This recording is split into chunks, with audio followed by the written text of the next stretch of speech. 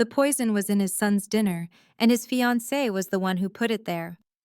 A scream cut through the elegant Manhattan restaurant. 7-year-old Noah Hawthorne fell from his chair, his small body seizing on the floor amid shattered glass. His eyes rolled back in his head. His lips lost all their color. Everything went still. Nathan Hawthorne, the most feared man on the East Coast, collapsed to his knees. The same hands that had ended lives without hesitation now trembled as he held his son, whispering the boy's name over and over. Nothing happened. Around them, the wealthy diners could only stare in horror.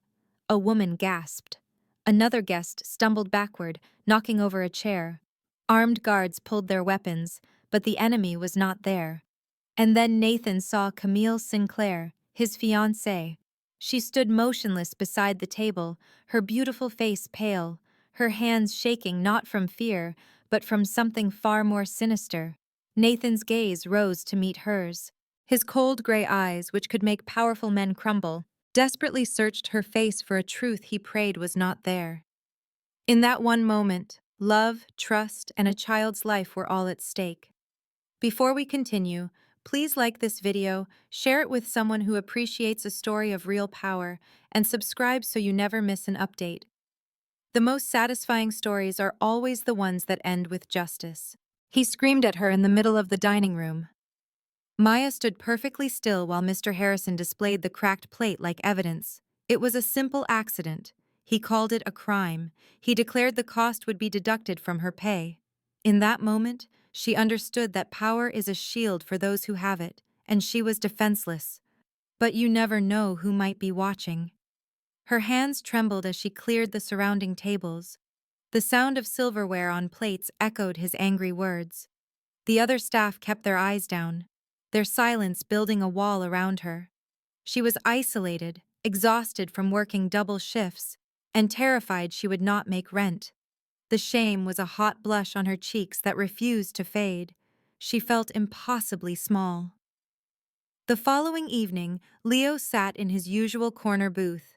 He was a quiet, intimidating man who made the other servers nervous. When Maya went to clear his table, she saw a $100 bill tucked under his water glass. As she reached for it, he looked directly at her. His voice was low. Nobody should be treated that way. Just for a second, the constant fear she felt at work was gone, replaced by a strange feeling of safety. A week later, another waitress named Sarah quit in tears. She pulled Maya aside and told her everything in a rushed, quiet voice. Mr. Harrison had been doing things like this for years. He targeted the new girls. He stole from their tips. He threatened their jobs if they ever considered speaking up. And he was protected because the restaurant owner was his uncle. The system was designed to fail them. Maya was just the latest one. The next Tuesday, Leo returned. This time, 2 men in expensive suits were with him. Mr. Harrison immediately began to flatter them. After the meal, Leo calmly pointed at an item on the bill. He asked the men why it cost more than the menu listed. This small question unraveled everything. The men, who were the real corporate owners, demanded to see the accounting books. They found years of theft. They uncovered his system of abuse. In front of the entire staff, they told Mr. Harrison he was fired. His protection and power disappeared instantly. Maya watched him leave, no longer a monster but just a pathetic man. Before Leo left, he gave her a simple nod. The next month, Maya was training the new, kinder manager. She could finally breathe at her job. She learned that true power protects people. Silence allows monsters to thrive. And sometimes, justice comes from the last person you would ever expect. This story reveals a hard lesson most of us learn too late in life. The real danger rarely comes from the enemies you can see. It comes from the ones who smile at you, who take your hand and tell you they love you. Sometimes a child is the only one who can spot the monster hiding in plain sight. And sometimes, you are the only hero who can save yourself. To understand how it all led to this, to the screaming in the hospital and the breaking of a powerful man, we must go back. We have to see where Nathan Hawthorne's journey truly started. long before this night.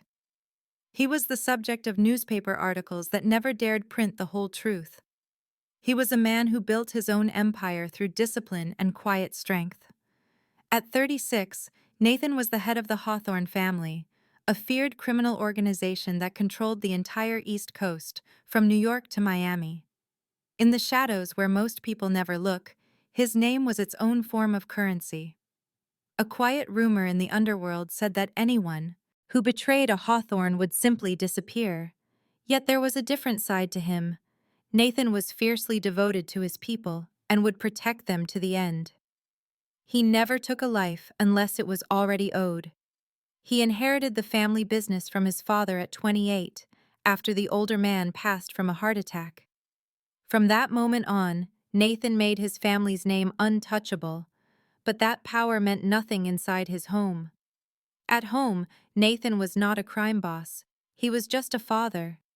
He woke up before dawn every day, not for business, but because Noah liked his eggs cooked a certain way, soft and never dry. Nathan always tied his son's school uniform himself, even with a house full of staff ready to do it for him. Noah once told him, with a serious voice for his age, that his dad did not have to do everything alone. Nathan smiled, but his chest tightened, because there was a time when he had not been alone. Isabel, Noah's mother, was the light in his dark life.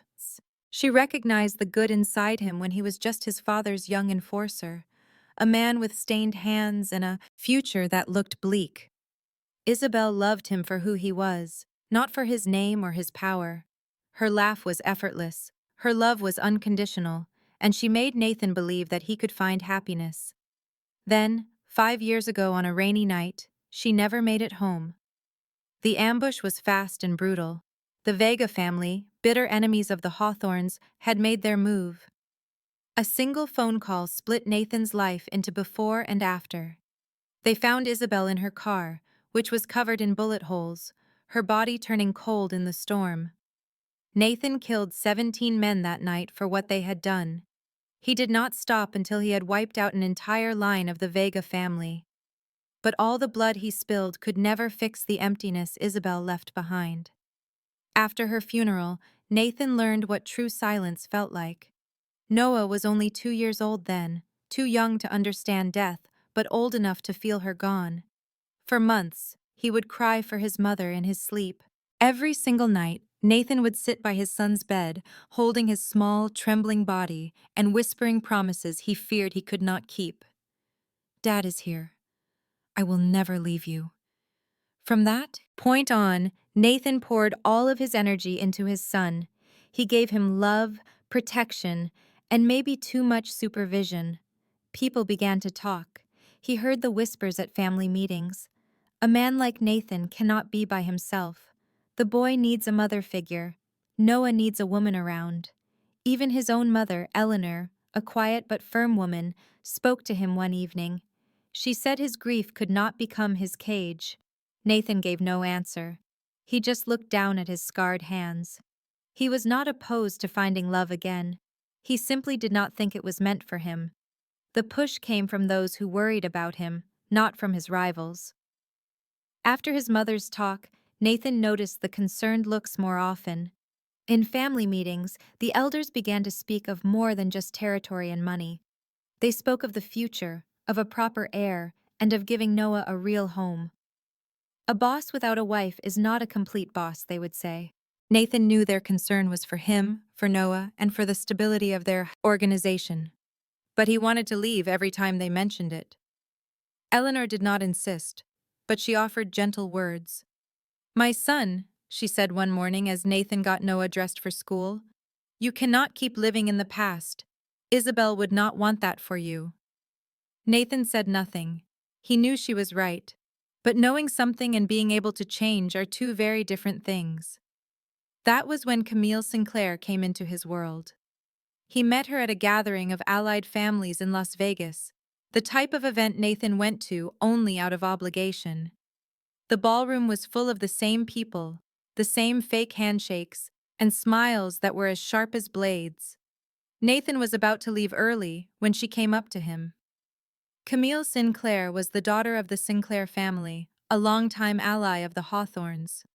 She was stunningly elegant in a simple black dress that fit her perfectly. Her blonde hair rested on her shoulders, and her blue eyes were as clear as a summer day. She was not like the other women in his life, who covered themselves in gaudy jewels and offered empty compliments. Camille spoke intelligently about business, but also about books, art, and her own beliefs. Most importantly, she knew how to listen. When Nathan briefly mentioned Noah, her expression softened. "I love children," she said quietly. "They are so genuine. They do not know how to be deceitful." Nathan noticed that she never once asked about his wealth or his power. She seemed to have no interest in the violent reputation of the Hawthorne name. Her smile felt real, their conversation was natural, and she never seemed to want anything from him. At least, that is what he thought. Later that evening, as Nathan left Las Vegas, he found himself thinking about Camille more than he wanted to. Something about her brought him a sense of calm, a feeling he believed had vanished with Isabel. He had no idea that at that very moment, in a nearby hotel room, Camille Sinclair was on the phone. Her voice was no longer gentle. Oh, it was cold and precise. "He bought the whole act," she said into the phone. "I just need a little more time." On the other end of the call, Antonio Vega, the head of the rival family and the man who ordered Isabel's murder 5 years earlier, let out a soft laugh. "Time is something we do not have, Camille. That child has to be eliminated before he is old enough to inherit anything. Hawthorne will fall apart if he loses his only successor." Camille gazed out her window at the glowing lights of Las Vegas. "I understand," she said. "I will finish the job." She hung up, set the phone down, and looked at her reflection. Her beautiful face was a perfect mask. The warm smile she showed Nathan was gone, replaced by the look of a predator patiently watching its target walk right into a trap. Nathan Hawthorne did not know that the woman he just met was not his salvation. She was a blade, waiting for the right moment to drive through his heart. While Nathan Hawthorne lived in a large mansion on the Upper East Side, surrounded by teams of bodyguards, a woman was waging a much different war for survival in a grim part of Brooklyn. Evelyn Harper, at 27 years old, had no bodyguards, no mansion, and no one. Her entire world was a small, decaying apartment with pipes that leaked rust and windows that would not fully close. It was the kind of place where the winter chill always crept in, a steady reminder that life had shown her no kindness.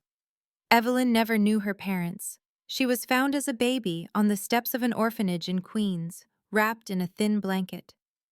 A single crumpled note was her only belonging, with just the name Evelyn written on it. There was no last name, no address, and no explanation. She grew up in the foster system, moved from one temporary home to the next, never settling down. She was never adopted. She was probably too quiet, too observant, and grew up too fast.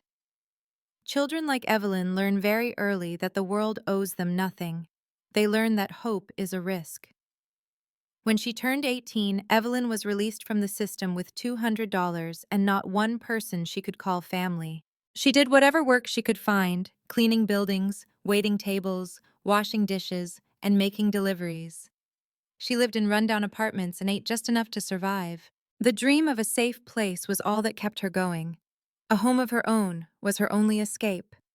Then Brandon Mitchell entered her life. Evelyn was just 22, pouring coffee, when he first appeared.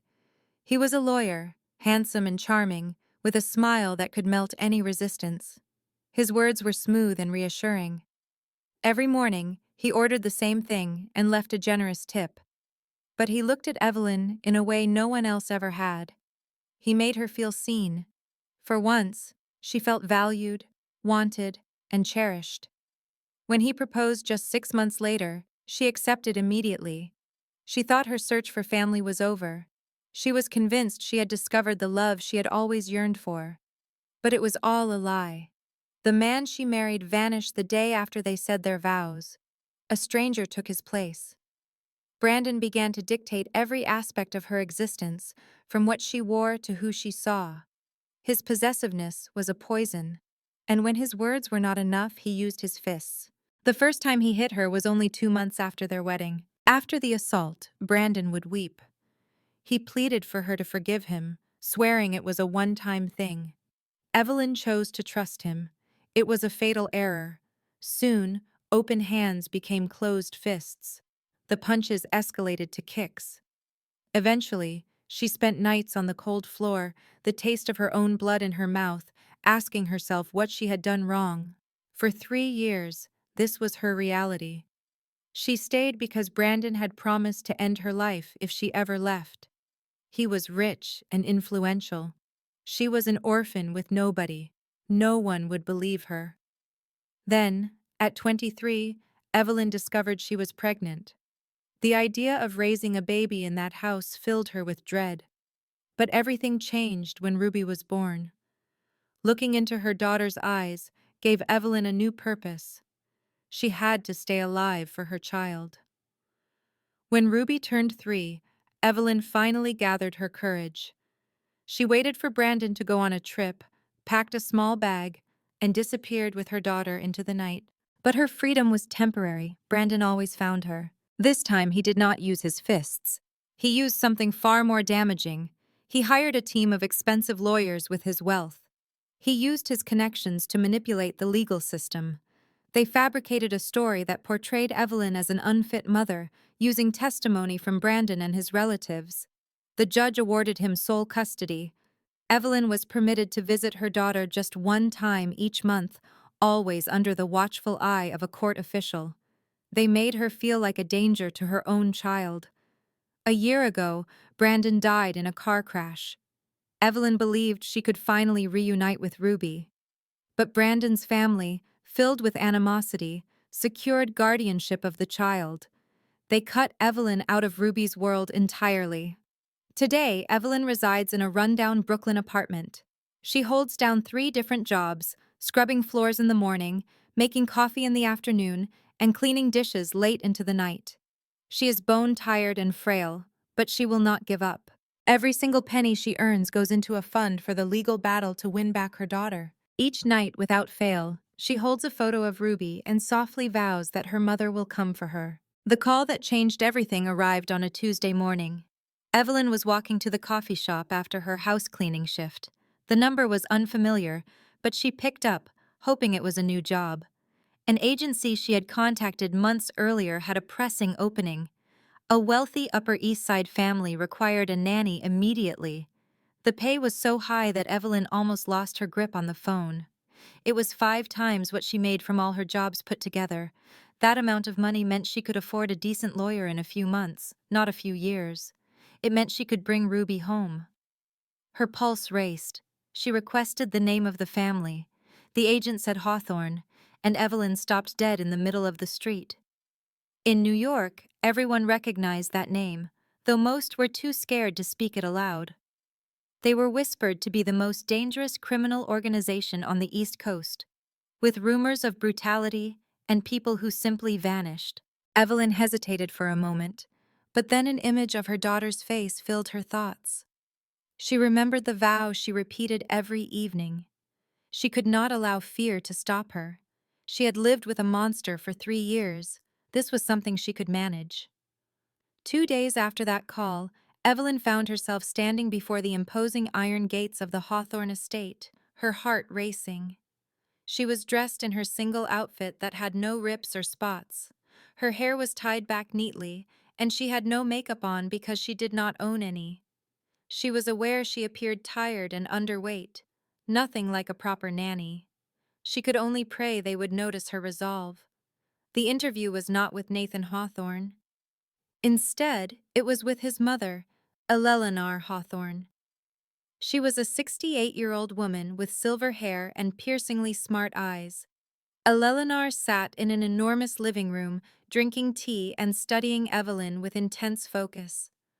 The questions were not what Evelyn expected. Eleanor showed no interest in her background or skills. Eleanor asked Evelyn a single question. Why did she need this position? Evelyn considered making up a tale about her passion for childcare, but she was too exhausted to be dishonest. I need to get my daughter back, she stated, her voice shaking, but her gaze steady. I understand what it is to love a child above all else. I must have this job to hire a lawyer.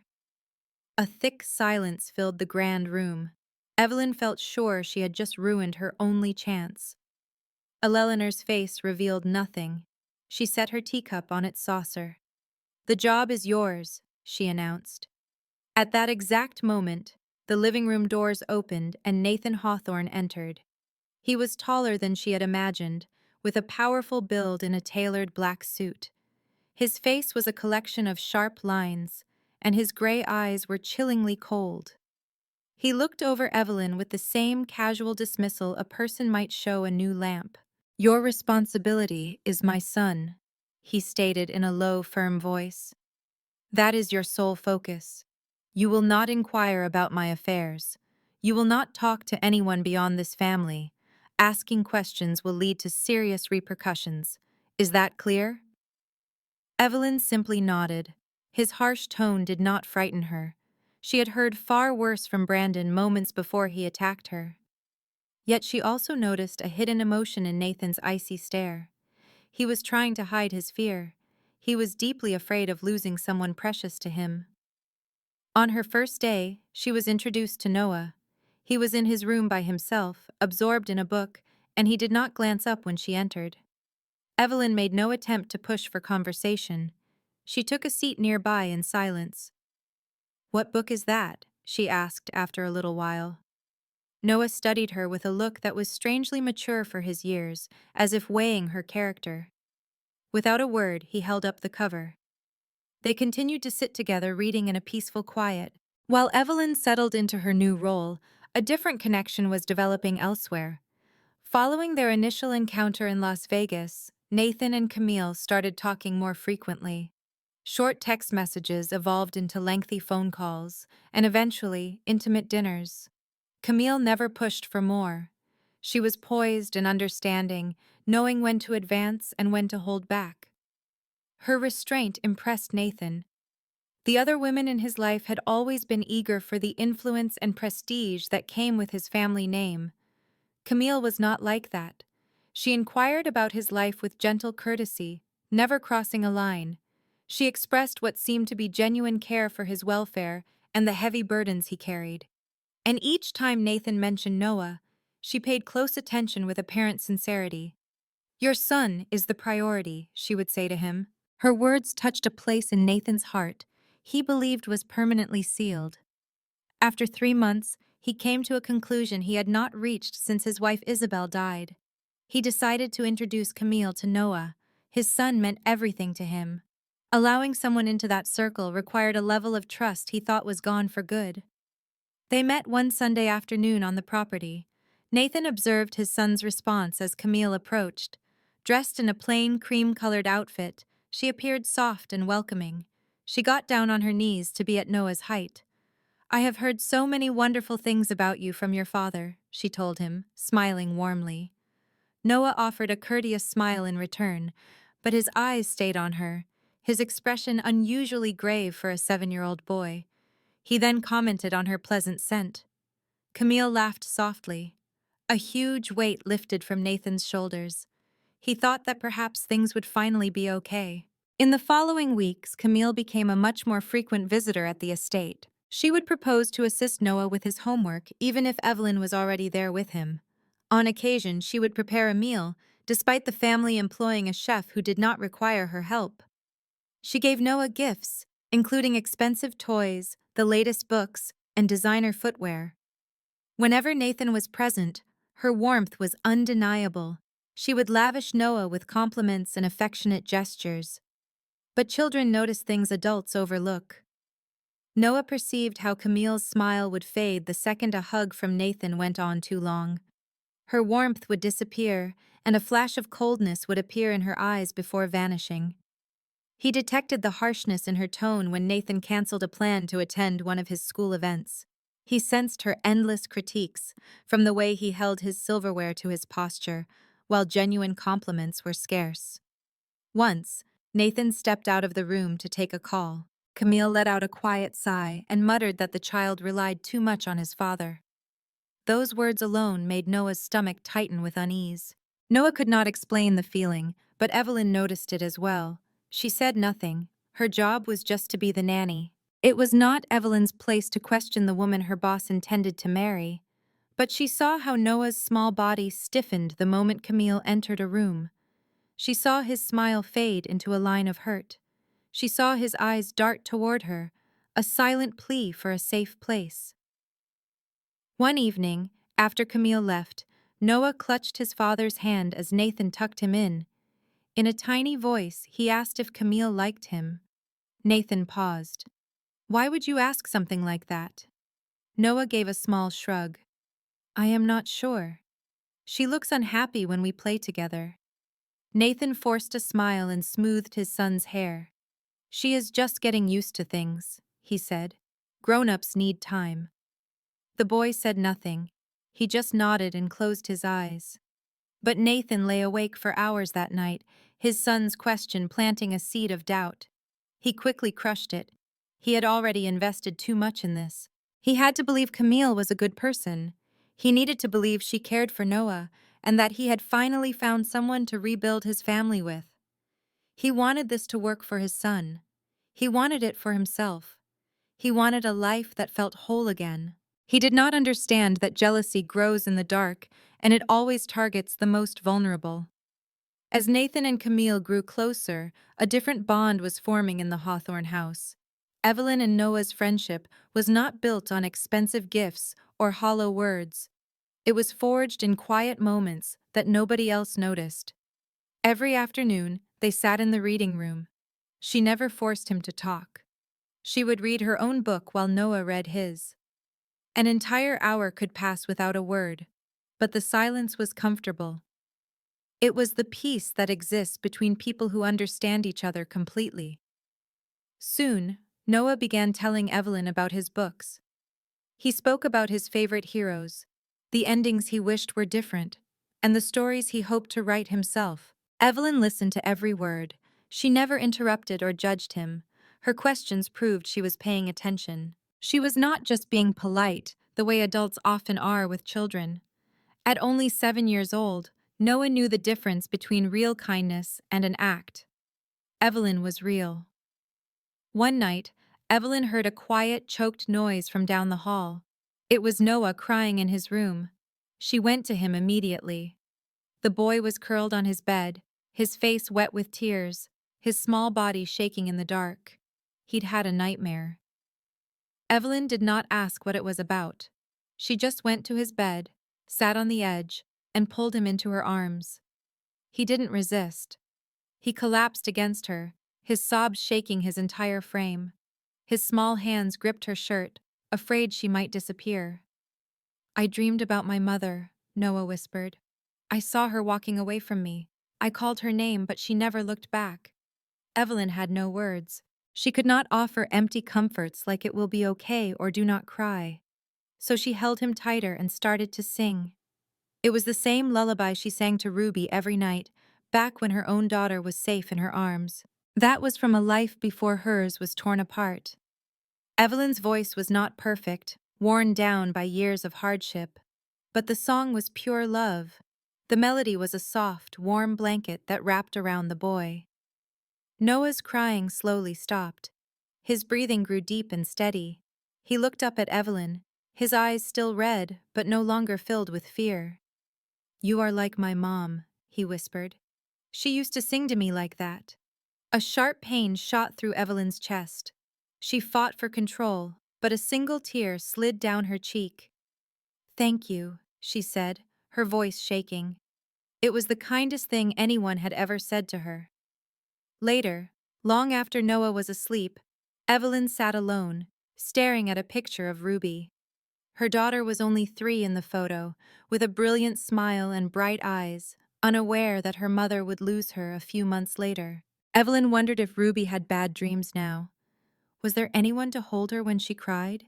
Did anyone sing her to sleep, or was she just alone in the dark, crying for her mother, and no one would answer, just like Noah in his dream?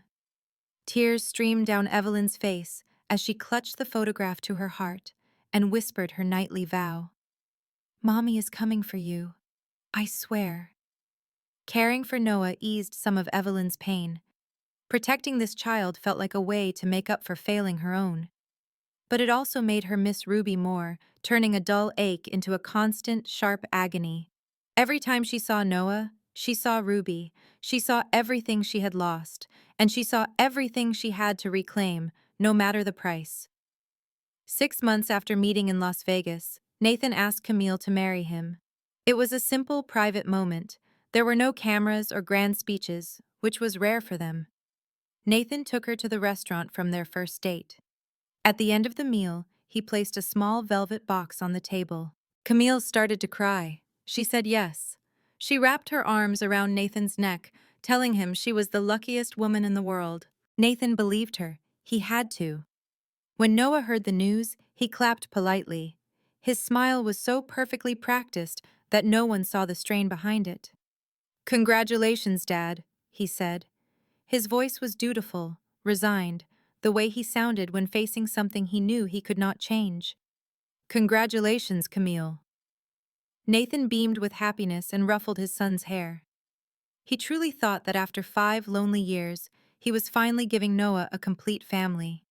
He did not see the tension in his son's shoulders. He did not see the smile that never reached his eyes.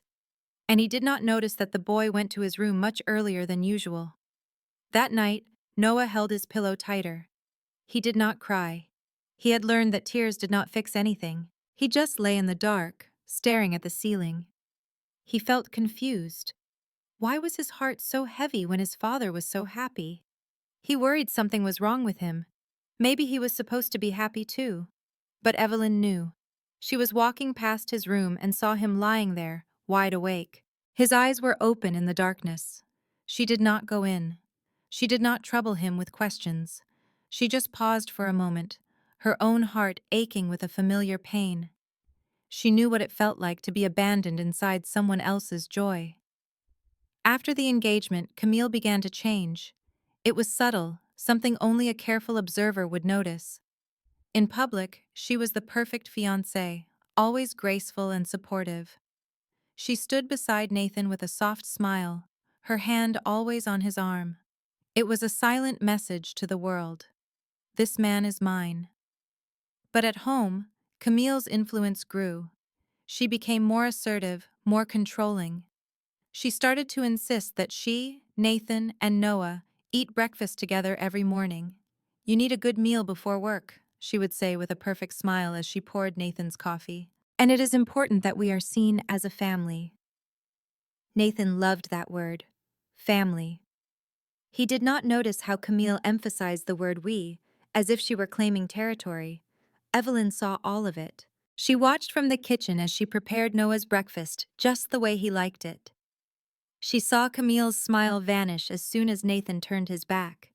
She saw Camille's eyes track Noah, not with love, but with the cold focus of a rival. She heard the constant stream of corrections. "Sit up straight. Hold your spoon correctly. Do not speak when adults are talking." The words themselves were not cruel, but their effect was. Each command was another bar on an invisible cage, making Noah smaller every day.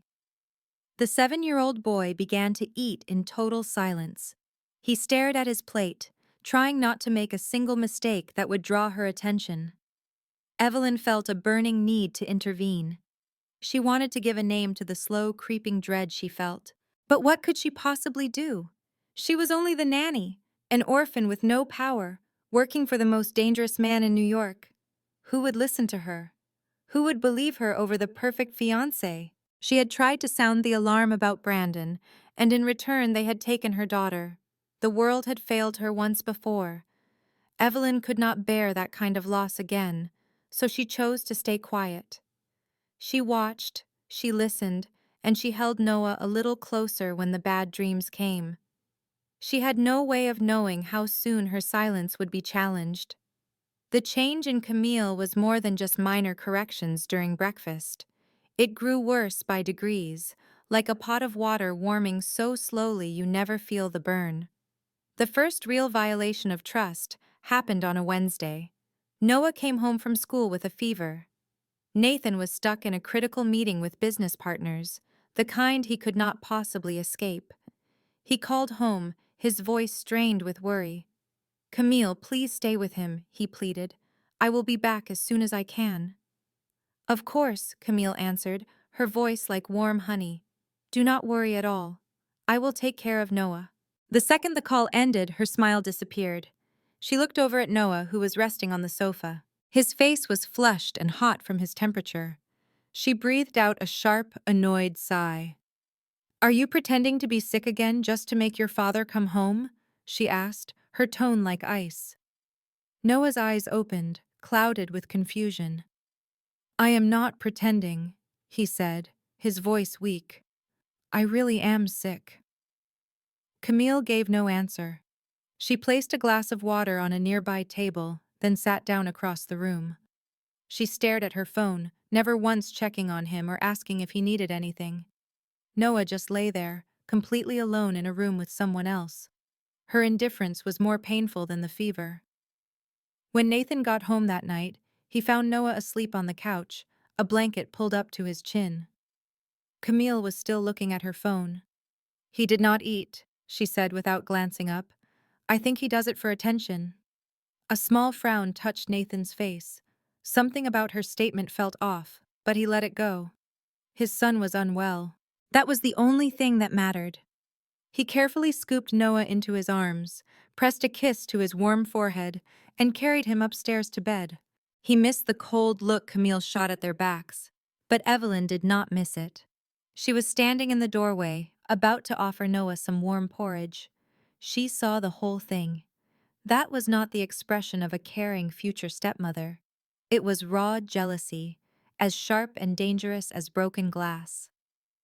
In the days that followed, Evelyn paid closer attention. She noticed Noah grew more reserved, almost trying to disappear whenever Camille entered a room. The boy who once raced down the hallways was gone. He did not laugh anymore or talk about his books with excitement. One evening, as Evelyn was tucking Noah in, he whispered to her. His voice was so soft, she had to lean down to hear. "Miss Evelyn, Camille told me today to stop faking my sickness. She said Dad has bigger things to deal with than me." A tight knot formed in Evelyn's stomach. "How did that make you feel?" she asked, her own voice perfectly calm. "It made me sad," Noah whispered, his eyes filling with tears. "I was not faking. I was sick." Evelyn hugged him, her body trembling with a powerless rage. She was only the nanny. She had no real power, no right to speak up. The only thing she could do was hold the small boy and promise that she believed him. But the worst moment was yet to come. It happened several nights later. Nathan was at a late meeting, leaving Camille alone with Noah. As Evelyn walked down the hall, she heard Camille's voice coming from Noah's bathroom.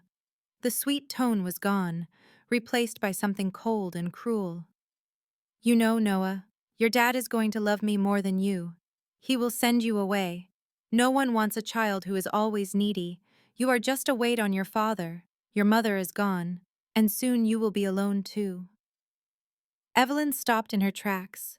She could hear Noah's choked sobs, the sound of a 7-year-old boy's world shattering. She wanted to burst into the room, to yell, to shield him from those poisonous words. But before she could move, the bathroom door opened wide. Camille walked out. For a split second, their gazes locked. Camille saw Evelyn in the hallway, and Evelyn saw something flash in Camille's eyes. It was not alarm. It was the cold calculation of someone who felt no remorse. Then, in an instant, the gentle smile was back. "Oh, Evelyn," she said, her voice completely normal, as if nothing had occurred. "Could you help Noah with his teeth? He seems a little tired tonight." Camille glided away, the fabric of her dress whispering against the floor. Evelyn watched her leave, her own heart racing. Camille knew she had heard it all. And at that second, Evelyn understood she was not safe there anymore. But her own well-being was irrelevant. Only Noah was important. The little boy stood in the bathroom, his eyes red and swollen, tears still wet on his face. Evelyn entered and knelt down, pulling him into an embrace. She did not speak. She simply held him close, letting him cry against her while she murmured that she was there, that he was okay. But a fire had been lit inside Evelyn. Her time for being quiet was done. That night, Noah could not sleep. He rested in his bed, eyes open, watching the shadows move on the ceiling. Camille's words echoed in his mind, a terrible loop that would not stop. Your dad will love me more. You are a burden. You will be abandoned. Around midnight, he could not take it anymore. He slid out of bed, his small feet silent as he made his way to Evelyn's room. He tapped on her door. The sound was almost too quiet to hear. Evelyn opened it immediately, as if she had been expecting him, as if she knew he would come. Miss Evelyn, Noah whispered, his voice shaking as new tears fell. I am scared of Camille. Evelyn did not hesitate. She led the boy inside, closed the door, and wrapped her arms around him. Noah finally let go of everything. He wept with a profound sadness. It was as if all the fear, isolation, and terrible words he had been holding inside were bursting out. And there, protected by Evelyn's embrace, he told her everything. He told her about the icy glares he received when his father was not looking. He told her about the cutting things Camille would whisper when no one else could hear. He talked about feeling unwanted in the one place he should feel safe. He described how he felt like he was becoming smaller every single day. I am scared to tell Dad, Noah cried. Dad loves Camille. He seems so happy. I do not want to ruin that, and I'm afraid he will not believe me.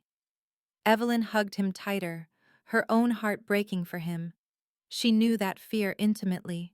She knew what it was like to tell the truth and be ignored, to be called a liar while the world looked away. She had tried to warn people about Brandon, and it had destroyed her life.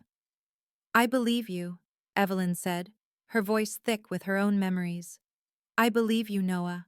I believe every single thing. The boy looked up at her, his face puffy and tear-stained. A small glimmer of hope he thought was lost forever returned to his eyes. Really? He asked. Really, Evelyn said with complete conviction. And I promise you, I will keep you safe. I promise. The words came out before she even realized it. But after they were spoken, Evelyn knew there was no going back. She had made a vow, and she would honor it, no matter the price. Once Noah was asleep, Evelyn sat in the dark, her thoughts a battlefield. Speaking out meant losing her job. That job was her only source of money. Without it, she could never afford a lawyer. Without a lawyer, she would never get her daughter Ruby back. 2 years of painful sacrifice would be erased for telling the truth. But what if she did nothing? What if she ignored what she saw and heard just to protect herself? She would have to watch Noah slowly fall apart day after day. He would be hurting just as Ruby might be hurting, alone, with nobody to protect him. Evelyn shut her eyes. She pictured Ruby's face, and then Noah's. The images merged into one, 2 children crying out for help. She could not reach Ruby yet, but she could save Noah now. If she abandoned him, she would never be able to live with herself. When the sun came up, it seemed the whole world was grieving with her. The fight within her was finished. Evelyn had made her decision. She had to tell Nathan what was happening. She would speak, whether he listened or not, and face what came next. Doing what was right was never simple, but it was the only path she could take. She waited until Camille had left the residence. Evelyn understood this was her one chance, and Camille could not be present. That morning, Camille went to an appointment with a wedding coordinator. Evelyn drew a steadying breath and walked to Nathan's study. Her heart hammered against her ribs. She lifted her hand and knocked on the door. Come in. Nathan's voice was detached and commanding. Evelyn stepped inside the room. It was immense, with dark wood paneling and a large oak desk. Nathan was sitting behind it, reviewing documents. He looked up at her, his gray eyes devoid of warmth. What is it? He asked, his voice edged with impatience. Mr. Hawthorne, Evelyn began, her own voice trembling slightly. I need to speak with you. It is about Noah. Nathan set down his pen, his gaze sharpened. "What about my son?" Evelyn made herself swallow. There was no turning back. "It is about Camille, sir. It is about how she behaves with Noah when you are not here." A tense quiet filled the large office. Nathan's expression did not change, but his eyes grew dark, like an approaching storm. Evelyn told him everything. She spoke of the day Noah had a fever and Camille claimed he was pretending. She described the cold stares and harsh remarks that happened only when Nathan was away. She repeated the words she had overheard that night in the bathroom. "Your father will love me more. They will send you away. No one wants a child as needy as you." When Evelyn finished, Nathan's face was like stone. She did not see belief in his eyes, only pure rage. He stood up slowly, a tall, menacing figure. "You are accusing my fiancé of hurting my son," he said. His voice was low and dangerous, like the growl of a predator. Evelyn stood her ground, even though her legs were shaking. "I am only telling you what I saw and what I heard, sir. I am not creating a story." Nathan moved toward her. Each step was a quiet menace. "Camille loves Noah. She is going to be his mother. And you, an employee, dare to walk in here and spread these lies about her." "They are not lies," Evelyn insisted, her voice trembling more now, but she would not retreat. "I am telling you the truth. If you do not believe me, then ask your son. Look into his eyes and ask if Camille frightens him." For a moment, Nathan stopped. A hint of doubt flickered in his eyes. He recalled Noah asking him, "Does Camille like me?" But he forced the memory away. He had put too much into this. He had finally opened up his heart after 5 long years. He could not accept that he was mistaken. He could not accept that he had brought a threat into his own house. To accept that would mean he had failed as a father. And Nathan Hawthorne never failed. "Get out," he ordered, his voice like ice. "But Mr. Hawthorne, this is your final warning," Nathan cut her off. "If I hear one more word about this, you will be permanently gone from this home. Do you understand me?" Evelyn looked at him, and her heart shattered. Not because of the threat, but for his son. By refusing to see, he was leaving Noah unprotected, and she had no power to change it. She gave a slow nod and walked out of the study. She did not cry. Her tears had run out long ago, but a small part of her, a tiny piece of hope, simply vanished. She was not aware that their talk was not entirely secret. Patrick Sullivan, Nathan's most loyal employee, was passing by and had heard nearly all of it. He did not intend any trouble. He just felt his boss's fiancée ought to know that someone was trying to stir up conflict. Later, Patrick told Camille what he had heard. For a brief second, her blue eyes turned to ice before her usual warm smile reappeared. "Thank you for informing me," she said in a sweet voice. "It is sad when people attempt to cause division, but I will not allow it." After Patrick was gone, Camille stood by herself, her smile completely gone. She pulled out her phone and dialed a number she knew by heart. "The nanny is a problem," she stated, her voice empty and cold. From the other end of the call, Antonio Vega replied, "Then you need to get rid of her. Do what is necessary." Camille hung up. Her blue eyes shone in the low light. She already had a perfect plan. Camille moved fast, much faster than Evelyn could have guessed. 2 days after speaking with Nathan, the trap was set. The morning felt ordinary. Evelyn rose early, prepared Noah's breakfast, and took him to school. She had no idea that while she was gone, Camille slipped into her bedroom. A diamond necklace, emerald earrings, a ruby ring. Camille carefully hid her most expensive jewelry, placing the items under Evelyn's pillow and inside an old handbag in her dresser. She was meticulous, leaving no sign, and then she left the room with a smile of pure triumph. That afternoon, Evelyn came back with Noah. The mood in the mansion was heavy and tense. The other staff avoided looking at her. Patrick stood by the entrance, looking uncomfortable. Nathan was in the living room.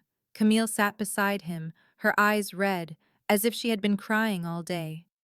"Evelyn," Nathan said, his voice hard and unforgiving. "Come here." Evelyn's stomach sank. She knew something was horribly wrong, but she could not imagine what was about to happen.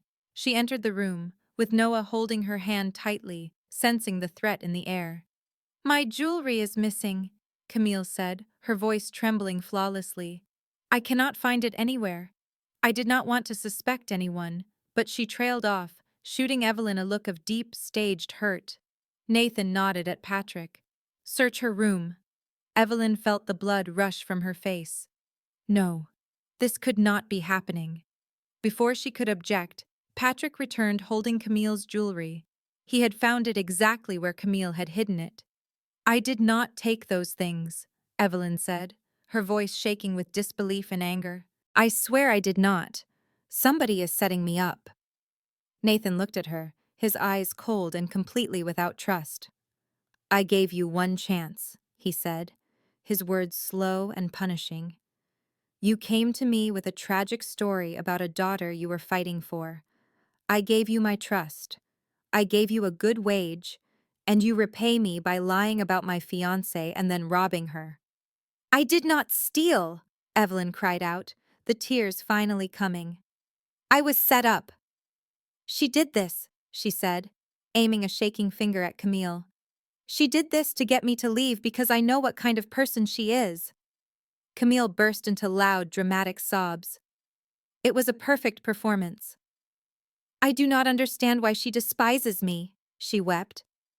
"I just want to love Noah, as if he were my own son. Why is she trying to rip our family apart?" Nathan pulled Camille close, his look toward Evelyn filled with disgust. "No one ever believes the help," Camille whispered through her tears, her voice thick with fake sadness. "How tragic." Those words sliced through Evelyn, because she knew they were absolutely true. No one had believed her about Brandon. The courts had not believed her when they took Ruby. And no one was believing her now. "Leave my house," Nathan commanded. "Right this instant. Be thankful I am not involving the authorities." Evelyn wanted to object, to plead, to make him see the truth. But it was hopeless. She had lost. Again. She had been beaten by people with money and power. People who could reshape the truth however they wanted. She went to her room to gather her things, her hands shaking so badly she could barely fold her clothes. As she was about to leave with her small bag, she saw Noah standing in the doorway. His eyes were red, and his lip trembled. He had heard the whole thing. "Miss Evelyn," he whispered, his voice cracking. "Please do not leave me." Evelyn dropped to her knees and hugged him tightly one last time, her own tears falling without end. "I am so sorry," she choked out. "I am sorry. I promised I would protect you, and I failed." "You promised," Noah cried. "You promised you would stay." "I am sorry," was all Evelyn could say, again and again, because she had nothing else left to offer. She had already failed him. "Will you come back?" Noah asked, his eyes shining with a sliver of hope. Evelyn could not make that promise. She refused to lie to him.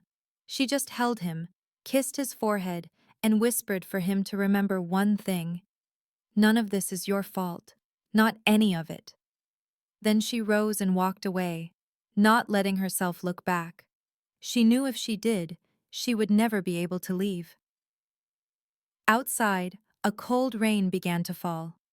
Evelyn walked through the large iron gates of the Hawthorne property. The rain soaked through her jacket, but she barely felt it. She walked to the closest bus stop and sat on the cold, wet bench. And then she wept. She wept for Noah, the small boy she had promised to keep safe but was now abandoning to a monster. She wept for Ruby, the daughter she was trying to win back, a possibility that was now fading like smoke. She wept for herself, for 27 years of pain, loneliness, and one defeat after another. "Ruby," she whispered into the dark, rainy night, "I am so sorry. I have failed you too."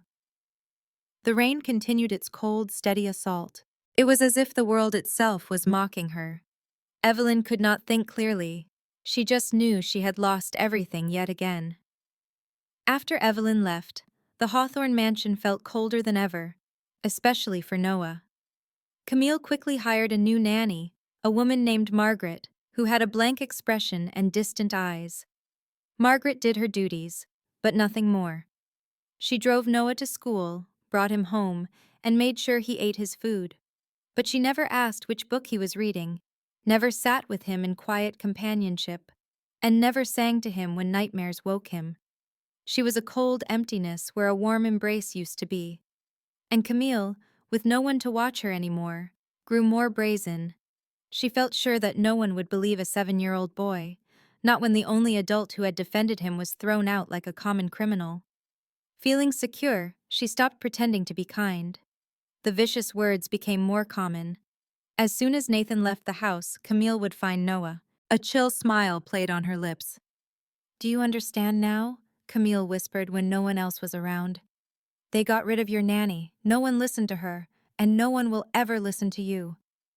Noah stayed silent. He stared at his feet, trying to make himself disappear. He wished he could become so small that Camille could not see him, but he was never small enough. Camille always found a way. She began pinching him where no one could see, sharp and painful grabs beneath his shirt. Her words grew even sharper. "Your mother died because of you," she hissed at him one night. "She left because you were born. She would still be alive if it were not for you." She promised him that soon, his father would have a new child. Then Noah would be forgotten entirely. Her words felt like knives twisting in his chest. The bad dreams began. He no longer saw his mother disappearing. Instead, he dreamed of his father leaving him, alone in the darkness for all time. He would jolt awake, his body drenched in cold sweat, calling out for Miss Evelyn, and then he would remember that she was gone. Margaret never came to check on him, and he was terrified to call out for his father. One night, Noah finally walked to Nathan's study.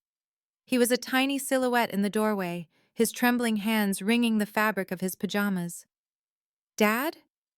Nathan looked up from his desk. "What is it, son?" Noah's lips parted.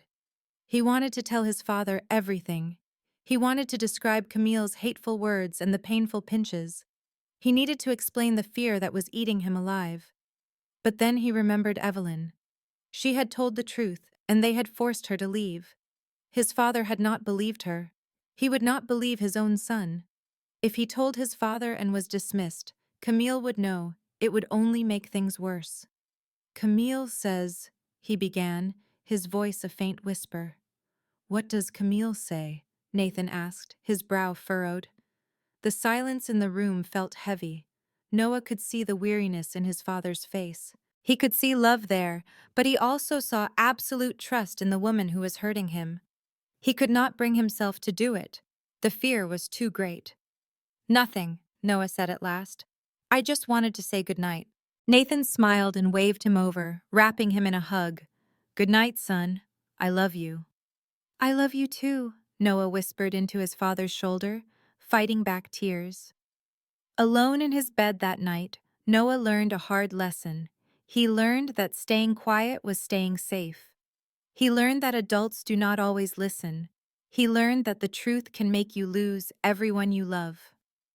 To survive, he had to bury the pain deep inside and pretend that everything was fine. The 7-year-old boy became quieter and smaller. He grew old in a way a child never should. Lying in the dark, he wondered if Miss Evelyn even thought about him. He wondered if anyone did. Or was he already fading away? Just as Camille wanted, Evelyn did not go back to her little apartment in Brooklyn. She remained at that bus stop through the night, as the rain and her tears dried on her face. She had lost her position. She had lost her only source of money. She had lost any immediate hope of getting Ruby back. But she held on to one thing. It was the image of Noah in the doorway, his face streaked with tears, begging her not to leave. She had promised to protect him. And even though she was no longer in that house, her promise still stood. Evelyn was not a person who gave up. She had survived the foster care system. She had lived through 3 years of misery with Brandon and the loss of her daughter. She would not let Camille get away with this. So, using the small sum she had been saving for a lawyer to get Ruby back, Evelyn made a painful decision. She hired a private detective. His name was Frank Morrison, a retired police officer with a tired face and sharp eyes. He listened without a word as Evelyn told him about Camille Sinclair. He simply nodded, took her money, and went to work. 2 weeks later, Frank called Evelyn, his voice grim. "We have to meet. Now." They met in a small diner in Queens. Frank slid a thick envelope across the table. "This Sinclair woman is more than you think," he said quietly. "I followed her for 2 weeks. She makes secret phone calls late at night. She has meetings in hidden places." Frank looked Evelyn straight in the eye. "The person she's talking to is Antonio Vega." Evelyn's blood ran cold. She knew that name. Anyone involved in the city's underworld knew it. Antonio Vega was the head of the Vega family. He was the greatest enemy of the Hawthorns. He was the man responsible for the death of Nathan's wife 5 years ago. "She's an informant," Evelyn whispered, the pieces falling into place. "Camille is working for Vega." "It is worse than that," Frank told her. "I managed to hear part of a conversation. Vega is telling her to make her move. He wants her to get rid of the boy, to take Noah out of the picture." Evelyn felt a surge of sickness. Camille was not just a horrible stepmother. She was an operative sent to destroy Nathan, and her first step was to murder his son. With unsteady hands, Evelyn opened the envelope. Inside were pictures of Camille meeting with unknown men. There were phone records showing dates, locations, and times. It was all undeniable proof. But Evelyn knew she could not take this to Nathan. He would never trust her. He had called her a criminal and thrown her from his house. If she showed up now, he would think it was just an act of revenge. She had to find someone else. She needed someone Nathan would listen to, someone intelligent enough to see the danger.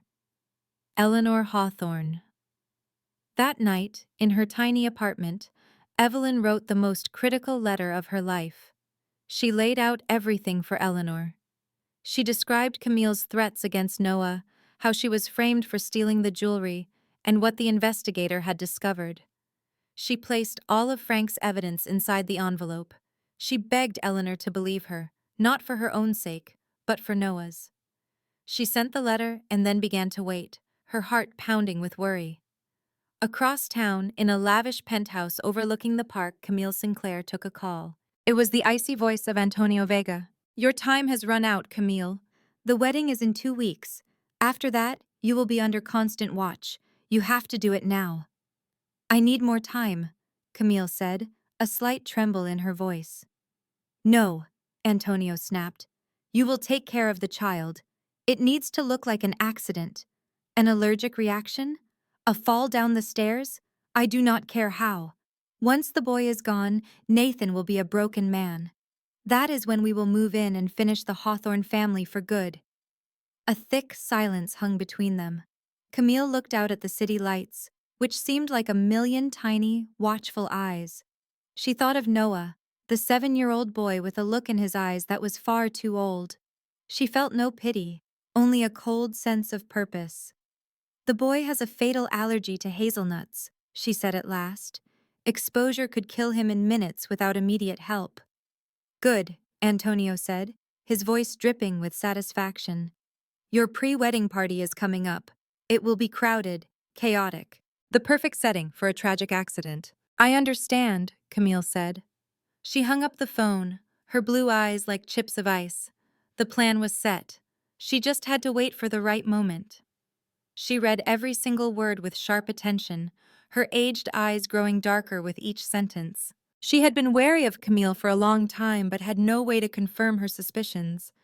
Now the evidence was right in front of her, and it was much worse than she could have imagined. She tried to call Nathan, but he was busy with party planning and had his phone off. She resolved to face him at the party itself, in public if necessary. She did not know that she was already running out of time. Evelyn was also preparing to move. After mailing the letter, she continued to watch Camille from a safe distance. She knew the engagement party was that night at a five-star restaurant in Manhattan. A deep maternal instinct warned her that something awful was going to happen there.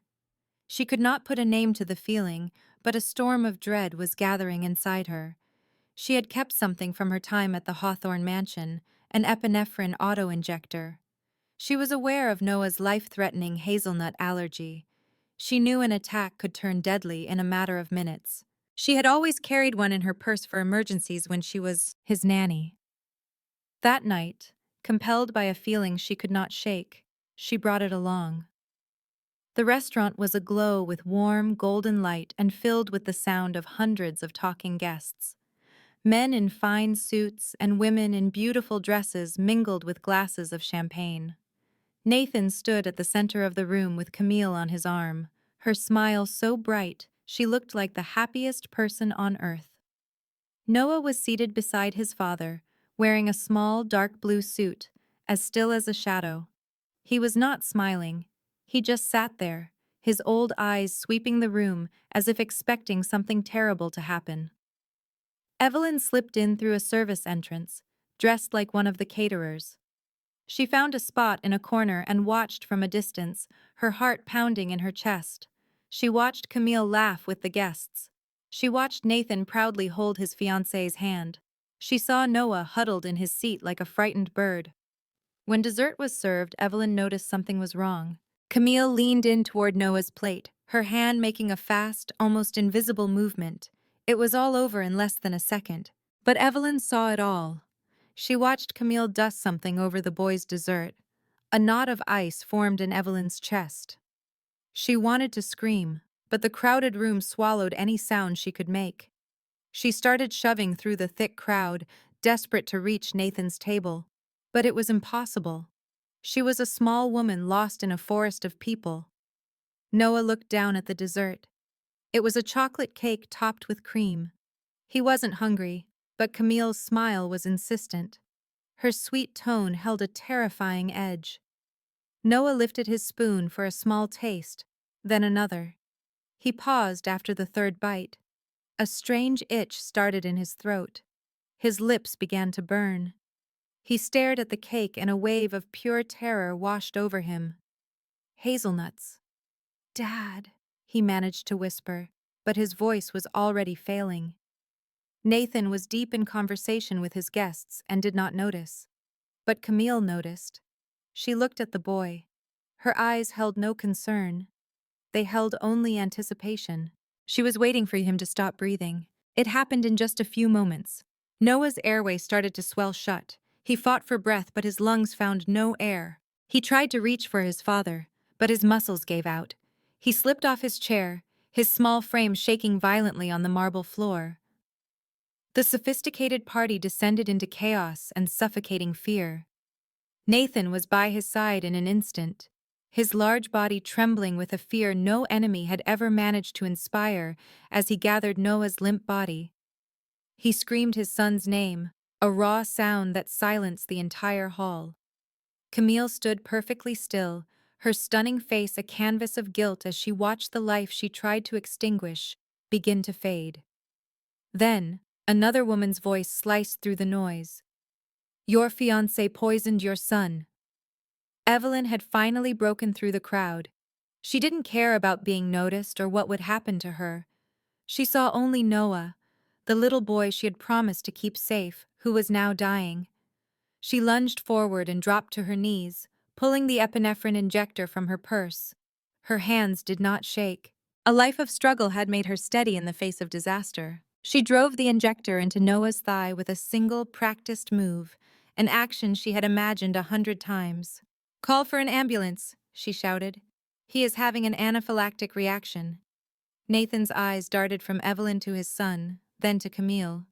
He finally saw what he had refused to see in his fiancée's expression. It was not concern for Noah. It was the cold frustration of someone whose carefully laid plan had just failed. "What did you do?" he breathed, his voice a low tremor of rage and dread. Camille offered no answer. She simply stood there, a predator finally caught in a trap. The ambulance came in minutes that felt like a lifetime to Nathan. Paramedics placed Noah on a stretcher and fitted an oxygen mask to his face. Nathan climbed into the ambulance, his gaze fixed on the small face that was slowly returning to a normal color. Just before the doors closed, he looked at Patrick and gave a command in a voice like ice. "Keep her here. Do not allow her to leave." And in that moment, Camille Sinclair understood the meaning of true fear. Mount Sinai Hospital had never experienced a night like this one. Dozens of bodyguards in black suits lined the hallways, their concealed firearms acting as a stark warning. They watched every corner, alert for any possible threat. The medical staff moved with a clear sense of urgency, knowing the boy in intensive care was Nathan Hawthorne's only son. They knew a single error could be their last. Nathan stayed at his son's bedside, clutching Noah's small hand. He never took his eyes off the boy, tracking every breath, every beat on the heart monitor. His face was a mask of stone, but a closer inspection showed the faint, dried tracks of tears on his skin. For the first time in 5 years, the most powerful man on the East Coast had wept. The doctor confirmed Noah had survived a massive anaphylactic shock caused by hazelnuts. If the epinephrine had not been administered almost immediately, the boy would have died. "That woman saved your son," the doctor said. "If she hadn't carried that device and used it so quickly, it would have been too late." Nathan said nothing. He only nodded. But inside him, a terrible storm was building. Evelyn, the woman he had dismissed as a thief, the woman he had refused to believe. She had saved his son, even though he had shown her no kindness. At about 3 in the morning, Noah began to stir. His eyes opened slowly, hazy from the medication. When he saw his father sitting there, he offered a faint smile. "Dad," he whispered, his voice rough. Nathan bent down to kiss his son's forehead as new tears welled up, despite his will to hold them back. "I am right here," he said, his voice thick with emotion. "I am here, son. You are safe." Noah shut his eyes for a moment to gather his energy. He looked at his father and spoke the words that Nathan would carry with him forever. "Dad," he whispered, as his own tears began to fall. "I am afraid of Camille." Just 4 words, but they pierced Nathan like a blade. Everything came rushing back. Noah's question earlier that night. "Does Camille like me?" He recalled Evelyn's warning, the one he had brushed aside. He remembered the fear in his son's eyes whenever Camille was near, a fear he had chosen not to see, blinded by his own desperate need to create a perfect family. "I know," Nathan said, holding his son tightly and crying without a sound. "I know. I am so sorry I did not believe you." They held each other in silence, a father and son finally sharing a terrible truth. An hour later, after Noah had fallen back asleep, a bodyguard tapped lightly on the door. "Sir," he said quietly, "the woman, Evelyn Harper, is here. She wants to know how the boy is doing." Nathan rose to his feet. "Let her in." Evelyn entered the room, looking drained and full of worry. She was still wearing the server uniform she had used to get into the party. Her hair was a mess, and dark rings underscored her exhausted eyes. But when she saw Noah breathing peacefully, she let out a long breath, and tears of pure relief streamed down her face. "He is okay," she whispered. "Thank God." Nathan watched her from across the room, his face a mix of conflicting emotions. He had no idea what to say. This woman had saved his child, and he had treated her like a criminal. "How did you know about the medicine?" he asked at last, his voice low and tired. Evelyn looked directly at him. "Because I knew she was planning to do something tonight." "You knew this would happen." "I tried to tell you," Evelyn said. There was no anger in her voice, only the deep exhaustion of someone who had not been heard. "You refused to listen." Nathan was silent for a long moment. He sank into a chair by the window. "Tell me everything," he said. And so she did. She told him about Camille's cruel words to Noah, about being framed for stealing the necklace, and about using her own money for an investigator instead of fighting for her daughter, Ruby. Evelyn revealed what the investigator had uncovered. Camille was an agent for Antonio Vega, sent to destroy him from the inside. The first part of the plan was to murder Noah. After his son's death, Nathan would have been broken, leaving him open for Vega's final attack. Nathan listened to every word without moving, his features hardening into granite. When Evelyn was done, he sat in silence for a long time. Then he pulled out his phone and made a call to Patrick. He spoke only 2 words. Camille's phone. Find it all. 15 minutes later, Patrick called back. The information made Nathan grip the windowsill to keep from falling. Her phone contained hundreds of messages with Antonio Vega. It had recordings of their calls detailing the plan to kill Noah, along with maps of the Hawthorne estate, guard rotations, and every single security flaw. Camille was not just a spy. She was a killer he had brought into his home, allowed near his son, and given his own heart to. He fell back into the chair and covered his face with his hands. For the first time, the most feared man in New York understood what true defeat felt like. "I almost let my own son die," he whispered, his voice shattered. Evelyn sat beside him and placed a gentle hand on his arm. "You are not a bad man," she said softly. "You just desperately wanted a family again. I know that feeling. I have been there." Nathan looked up at her. "You gave up everything to save him. You lost your job, your savings, and your only chance to see your daughter. Why would you do that?" Evelyn offered a sad smile. "Because I have a daughter of my own that I could not protect," she said, her voice trembling. "I could not just stand by and let another child suffer when I had the power to stop it. Noah is innocent. He deserved someone to fight for him." Nathan looked at her, truly seeing her for the first time. He no longer saw a nanny or an accused thief. He saw a woman who was brave, strong, and more honorable than anyone he had ever known. "Thank you," he said, his voice soft but filled with immense gratitude. "I owe you my son's life." Evelyn simply shook her head. "You do not owe me anything." She looked over at Noah, sleeping soundly in the hospital bed. His safety is the only thing that matters. Nathan stood, his gray eyes hardening into cold steel. The time for sorrow had passed. It was now time for answers. He called Patrick and gave a single command. "Take Camille to the warehouse. I will handle her myself." The chilling tone in Nathan's voice sent a shiver through Patrick, a man who had seen him through countless battles. On the outskirts of New Jersey stood the abandoned warehouse the Hawthorne family used to solve its problems. It was a place of permanent solutions, where people went in but never came out. Tonight, Camille Sinclair was its only occupant, tied to a metal chair in the center of the vast, cold room. Her hands were bound tightly behind her. Her blonde hair, once immaculate, was now a tangled wreck. The designer dress from her engagement party was torn and smeared with dirt. The same blue eyes that had once charmed Nathan were now wide with pure terror, desperately scanning the shadows for an escape that was not there. The moment Nathan entered, her composure broke. She sobbed, claiming she loved him, that she had been forced, that there was no other way. Nathan stopped in front of her. His face was a mask of stone, and his gray eyes were colder than she ever thought possible. He stared for a long time at the woman he once trusted, the woman he had given his heart to, the woman he believed would be a mother to his son. When he spoke, his voice was a low and lethal whisper. "You told me you loved me. Then you tried to kill my son."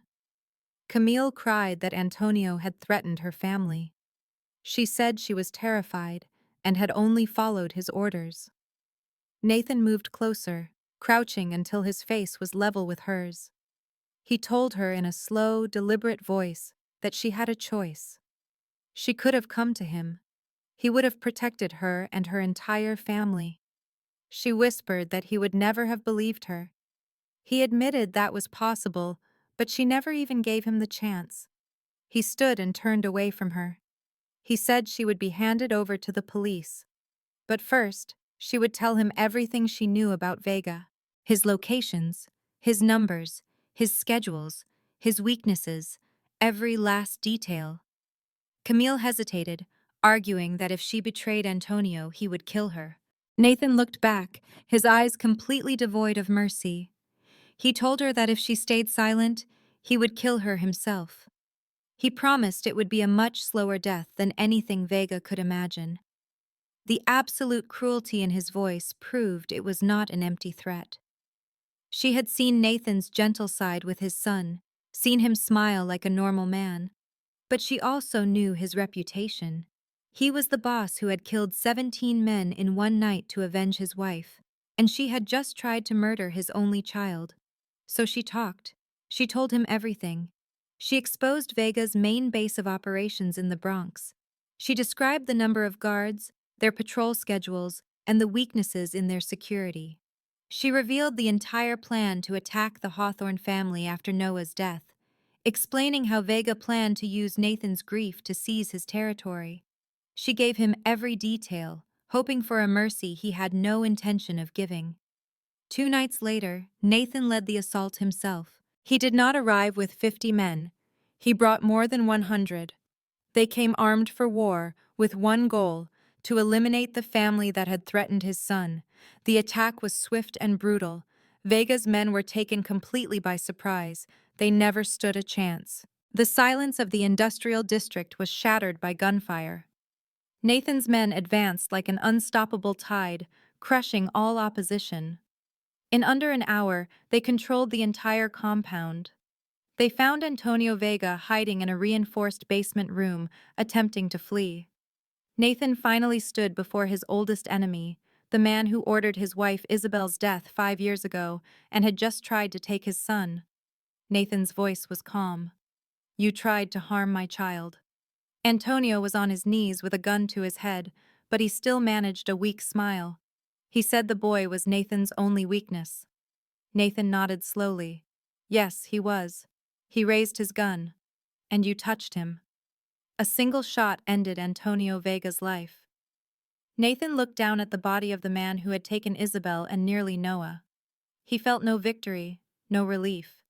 There was only a profound emptiness. He knew that revenge would not bring his wife back. But Noah was safe, and that was all that mattered.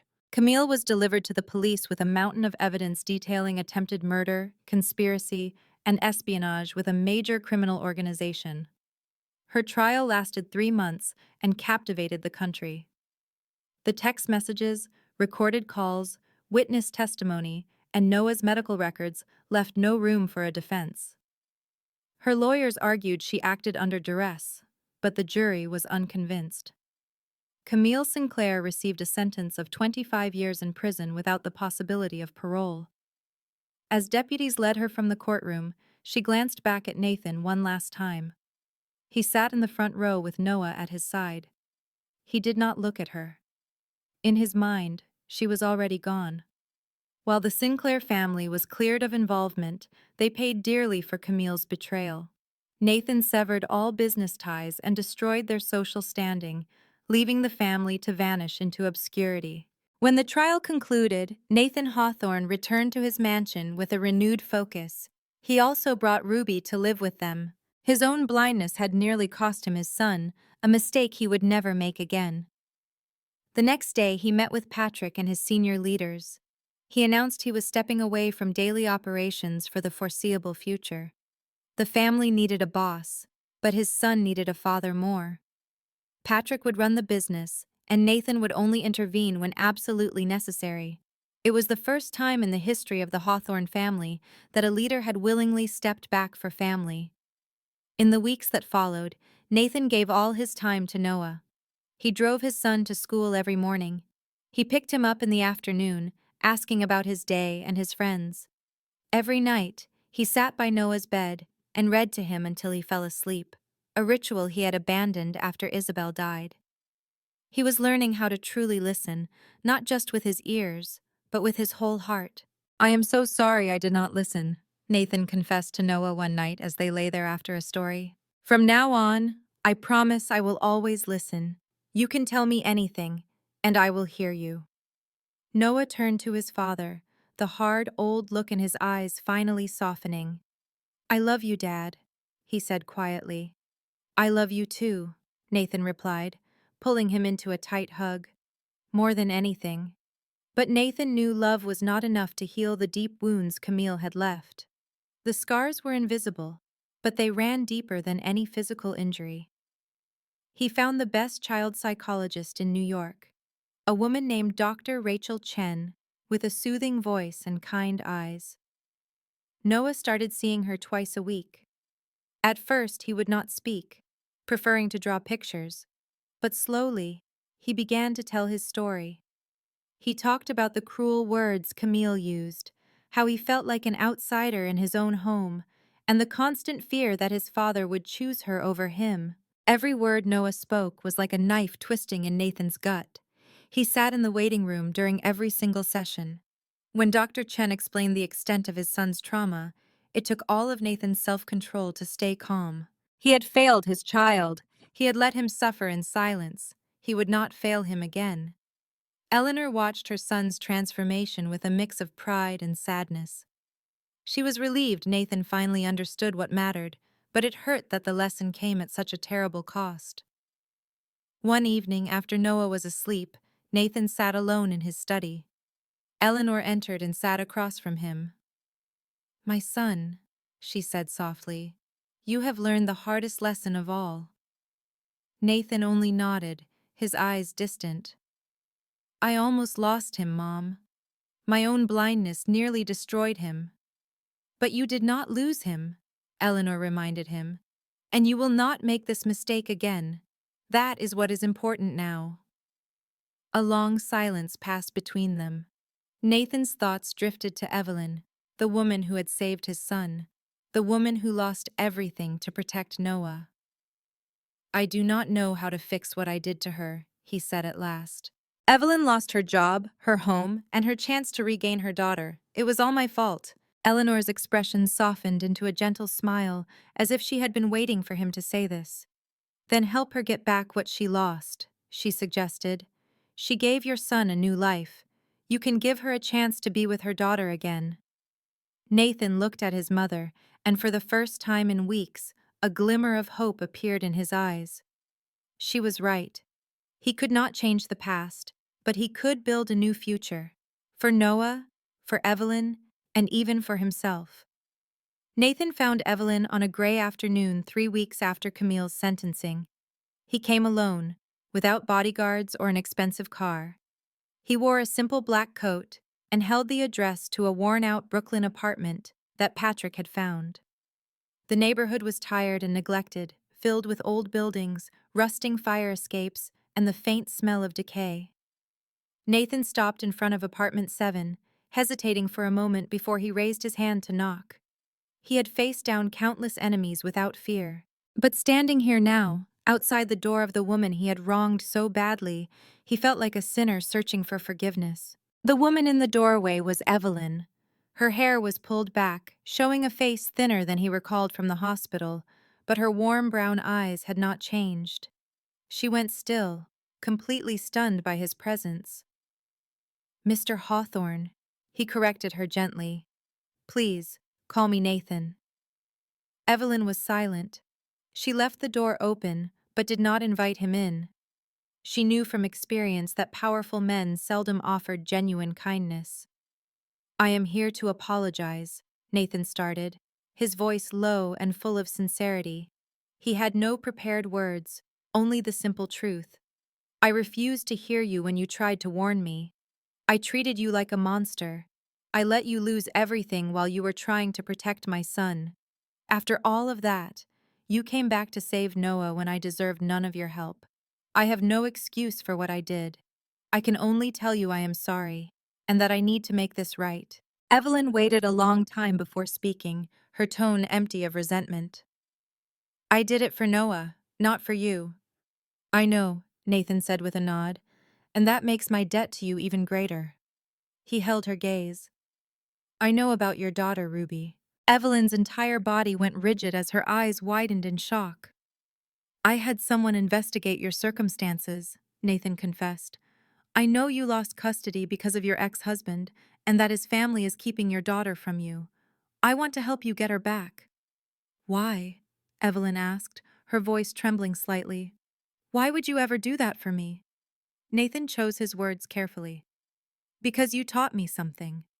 You proved that someone can have everything stripped away and still choose to save another person's child. You deserve your own daughter, and I have the power to make it happen. Tears welled in Evelyn's eyes. She thought she had none left to cry, but these were different. They were tears of hope, a feeling she believed was gone forever. I have nothing I can give you, she whispered. I am not asking for anything, Nathan replied. This is not a deal. It is just the right thing to do. Nathan kept his word. He hired the best custody lawyers in New York, a firm with a nearly perfect track record. They reopened Evelyn's case, and what they discovered was worse than Nathan imagined. Brandon Mitchell had bought fake psychiatric evaluations to portray Evelyn as an unfit mother. After Brandon died, his family bribed a judge to secure guardianship. The entire case was a lie, constructed with money and influence. With fresh evidence and a powerful legal team, the court had to rehear the case. The Mitchell family fought back, but they did not realize they were fighting Nathan Hawthorne, a man with endless resources and a drive to see justice served. The legal fight took 6 weeks. In the end, the court cleared Evelyn Harper of every false claim and granted her full custody of her daughter. The Mitchell family was charged with bribery and fraud, their protection gone. Nathan would never forget the day Evelyn and Ruby were reunited. He and Noah watched from a distance as a mother finally reached her child after 2 agonizing years. Ruby, a 4-year-old girl with her mother's brown hair and wide, innocent eyes, stood next to a caseworker, looking small and lost. Then she saw her mother. "Mommy!"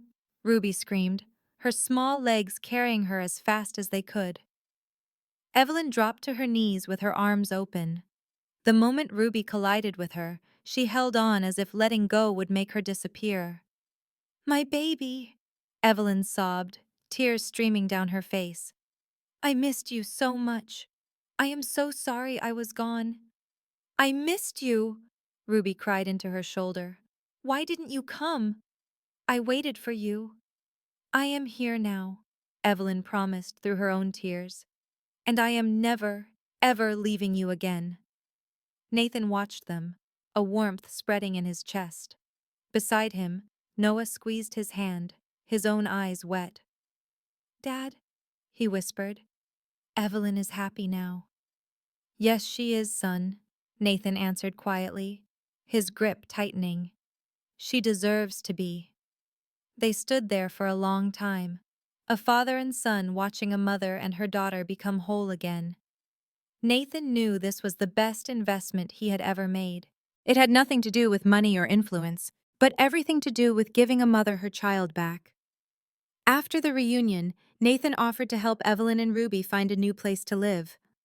He suggested a luxury apartment in Manhattan, but she politely refused.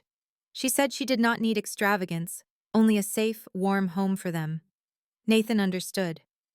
They found a 2-bedroom apartment in a quiet Queens neighborhood.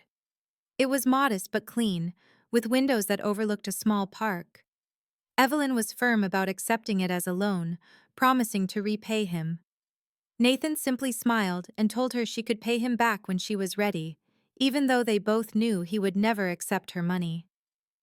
In the following weeks, Nathan and Evelyn began spending more time together, not out of obligation, but because of Noah. The boy missed Evelyn terribly and kept asking to see her. So each weekend, Nathan would drive Noah to her apartment, or Evelyn. The 7-year-old boy and 4-year-old girl became fast friends. Noah, once so withdrawn, grew more lively with Ruby around. He read her stories, taught her how to draw, and watched over her like an older brother. Ruby adored him and followed him everywhere, calling him her brother despite their lack of shared blood. Evelyn and Nathan would watch them play, and their own conversations grew easier. They didn't talk about love or make promises. They talked about their lives, the lines they would not cross, and how to raise good children. Nathan spoke of Isabel, the love he still carried for her, and the pain of her loss. Evelyn spoke of Brandon, the nightmare she survived, and the nights she wondered if she could ever be loved again. They showed each other their scars, and in doing so, they began to heal. One evening, after the kids fell asleep on the sofa during a movie, Evelyn finally asked the question that had been on her mind. "Are you not afraid of me?" she asked softly. "I know everything about you, your business, and what you can do." Nathan looked at her, his gray eyes no longer cold steel. "You were the only one who told me the truth when it cost you everything," he said. "You did not fear me when everyone else did. You turned down my money. You saw my son as a little boy who needed help, not as a criminal's heir." He paused. "I am not afraid of you, Evelyn. I respect you.